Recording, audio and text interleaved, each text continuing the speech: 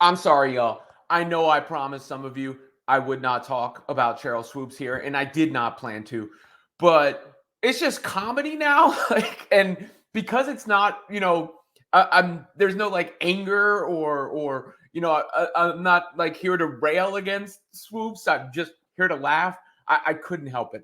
I couldn't help it. In case you guys didn't see the latest, I can't play you it because it's from a broadcast and I don't want to get dinged for playing the broadcast footage. But Sheryl Swoopes was on the commentary last night, and by the way, the Clark Report account, obviously they're very biased, but they do a good job collecting things. Sheryl Swoopes goes completely silent for 50 seconds as her co-caster talks about Caitlin Clark winning Player of the Week. So on the broadcast, it is brought up that Clark and Nafisa Collier were the Players of the Week for the East and the West, respectively. And to me, having watched this and having done commentary myself, it seemed like the play-by-play announcer was laying out for Swoopes to make some comments. And she said nothing. Now, it was only a few seconds. It's not like it was like, a minute of dead silence. It was probably like 5-6 seconds, whatever the case may be. But in broadcast terms, that's a long time. And Swoopes just didn't say anything, which goes back to her not saying anything about Caitlin Clark on her Queens of the Court podcast, which led to the whole Stephen A. Smith thing, right? Like Stephen A. Smith said this about Swoopes like a week ago. I mentioned it now, and that's Caitlin Clark herself of the WNBA. Let's get to the WNBA and this sensational rookie from the Indiana Fever who continues to be box office. Clark and the Fever currently lead the WNBA. Haterade in the league in regards to Clark, starting with WNBA legend Sheryl Swoopes herself.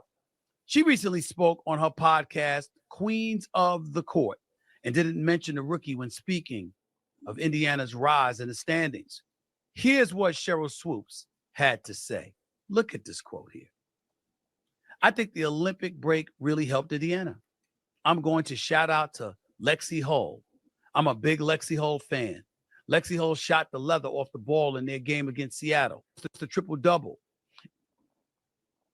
So no, Caitlin Clark. Sheryl Swoopes. No, Caitlin Clark. Respectfully, Sheryl Swoopes, you have any idea how that makes you look? You have any idea how that serves to stain any kind of critique of Caitlin Clark, because that gives fodder to those who believe she's being hated on and ostracized? Stephen A. went on to say that Sheryl Swoopes was insane for leaving Caitlin Clark out in that mention. And Swoopes, like, she took to the online and didn't deny it, right? Like, it's not like she said, I am, that was an accident or I didn't mean to leave her off.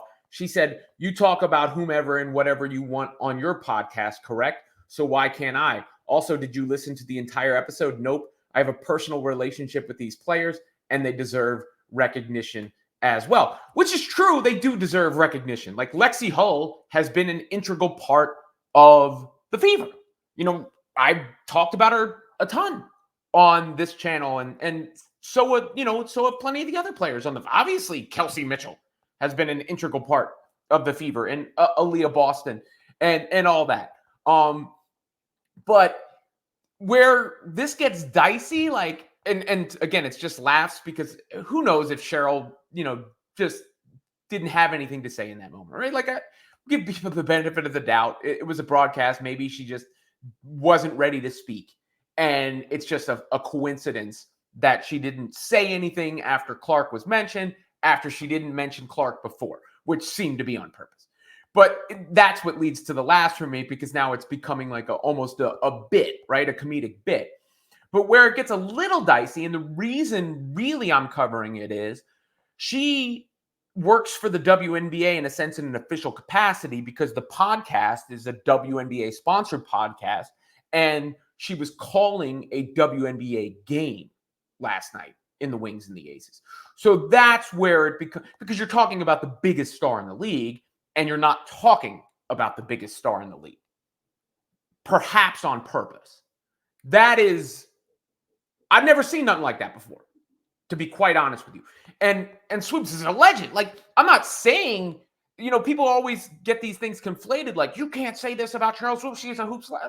Doesn't take anything away from her career. I don't know if she feels her career is threatened or whatnot, but doesn't take anything away from her career. But it does lead to these like awkward exchanges, because Elle Duncan, who had to apologize to Sheryl Swoopes, and I thought rightfully so, because she put words into Swoopes' mouth that Swoopes didn't say. I mean, it wasn't really her fault because it got aggregated on the internet. But, I pointed out at the time, when the whole like Katie Lou Samuelson is more valuable than Caitlin Clark statement was circulating, did she really say that? Like, and I went and listened, and she didn't really say that. And I made sure I blasted that out there. You cannot put those words in Sheryl Swoopes' mouth. She didn't say that.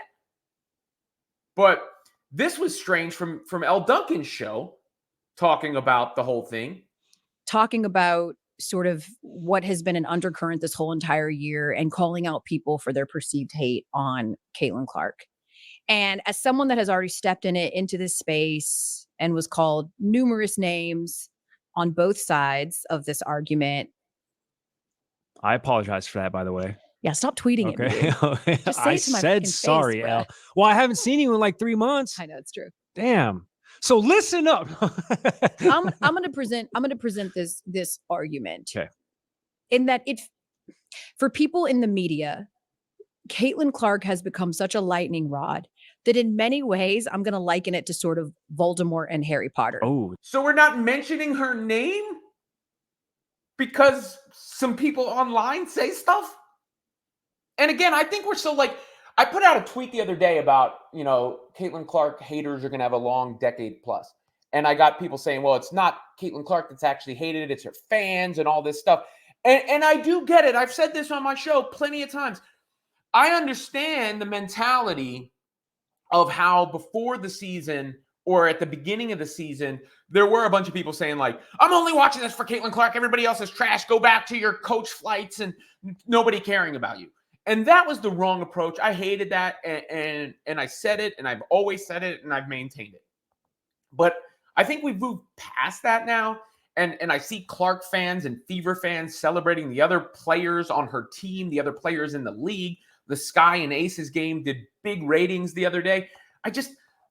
Why are we tiptoeing around this? Caitlin Clark is not a controversial figure. I'm sorry. Only if we make it that way. Only if we make it that way. So I do apologize for discussing this. I don't really it doesn't really bother me, to be quite honest. Sheryl Swoopes can say whatever she wants to say. Obviously, I think she's already made it clear how she feels, even if she hasn't explicitly stated it. But at this point, it's comedy.